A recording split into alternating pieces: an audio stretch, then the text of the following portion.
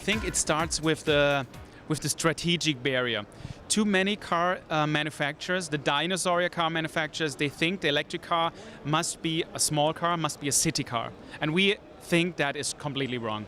We think the car must be an alternative to a combustion engine car, even cooler, even better, if you would like to say like that, and not a compromise. So the whole package of performance, range and design, that makes the difference right now.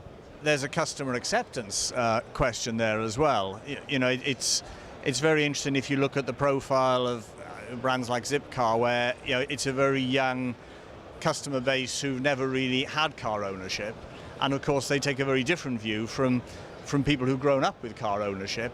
And I think the readiness of more established customers to migrate to more flexible methods of mobility will be quite a challenge. I think there were two barriers to e-mobility really taking off in the fleet segment. The first was range anxiety, and with a battery-only powered vehicle, day to day, that's simply not realistic for a company fleet operation. And then the second issue was about the entry price. And that's a factor of new technology. I think it was well understood that the running costs, they all make sense for e-mobility. It's roughly a tenth of the cost of running a petrol-powered car.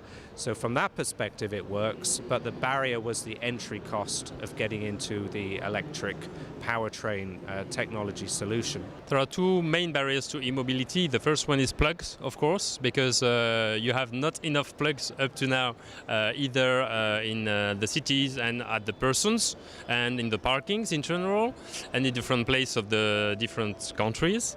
The second one is the autonomy of the e-cars. The obstacles are still the same. Is the range of the car and is the infrastructure, and also I would say a little bit less support from the public sphere, and also the mental barrier. My understanding is if there are no significant tax support measures or subsidies, or if there is not a significant push into the development of the infrastructure in Europe, then there is no significant boom of the electromobility. The key barrier is still that the vehicle costs are higher than the cost of an ICE car. But in addition, it's also your usage of the car. So how do I recharge a car? How do I use it? Is the range of the car sufficient for my next trip? So these are all the questions which have to be solved. And therefore we think that electric vehicles can in particular be used in corporate car sharing systems. And there we have innovated, we have done a very strong innovation.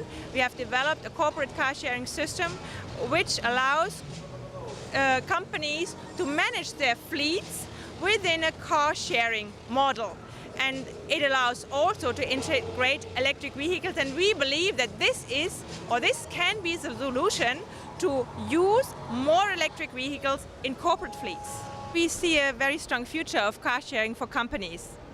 That's why we have developed Share Your Fleet. The biggest issue in fleet corporations is the battery, the cost of the battery, and the lack of the infrastructure to reload these cars. So that's one of the reasons why we decided not going directly into EV. So we have a step before with plug-in hybrids. The barriers are essentially, in our view, the infrastructure. We used to talk about cost or acquisition cost. It's not so much the case. There are some incentives in some markets. If we work out the proper business case, if we look at the TCOs in certain detention times, they are very good. They are really giving an advantage to the user. The real issue that we're working out with municipalities, regions and governments are the collaboration of the, let's say, public authorities in helping or in facilitating development of the charging infrastructure.